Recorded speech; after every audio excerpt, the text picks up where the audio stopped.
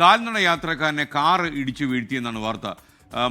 മുട്ടുങ്ങൽ നാദാപുരം സംസ്ഥാന പാതയിൽ കാൽനട യാത്രക്കാരനെ കാർ ഇടിച്ചു വീഴ്ത്തി. ഒരു യുവാവിന് ഗുരുതരമായി പരിക്കേറ്റു. ഇന്ന് രാത്രി 11 മണിയോട് കൂടെയാണ് ഇത്തരമൊരു സംഭവം ഉണ്ടായിരിക്കുന്നത്. കാൽനട യാത്രക്കാരനെ കാർ ഇടിച്ചു വീഴ്ത്തുകയായിരുന്നു. മാത്രമല്ല ഈ കാർ നിർത്താതെ പോവുകയും ചെയ്തു. ഈ സംഭവവുമായി ബന്ധപ്പെട്ടാണ് ഇപ്പോൾ നാദാപുരം പോലീസ് അന്വേഷണം ആരംഭിച്ചിരിക്കുന്നത്. യുവാവിന് ഗുരുതരമായി പരിക്കേറ്റിട്ടുണ്ട്. യുവാവ് പിറകിലേക്ക് മറിഞ്ഞു വീഴുകയാണ് ഉണ്ടായത്. ഒപ്പം തന്നെ ഈ യുവാവിന്റെ പിൻഭാഗത്ത് തലയുടെ ഭാഗത്താണ് ഗുരുതരമായി പരിക്കേറ്റിരിക്കുന്നത്. നാദാപുരം ആശുപത്രിയിൽ എത്തിച്ചു. പിന്നീട് അവിടെ നിന്ന് വലിയ രീതിയിലുള്ള പരിക്കാണ് എന്നത് കണ്ടുകൊണ്ടാണ് പിന്നീട് കണ്ണൂരിലേക്ക് മാറ്റിയിരിക്കുന്നത്. പോലീസ് ഇതുമായി ബന്ധപ്പെട്ട് ഈ അപകടം വരുത്തിവെച്ച കാർ കണ്ടെത്താനുള്ള അന്വേഷണമാണ് ആരംഭിച്ചിരിക്കുന്നത്.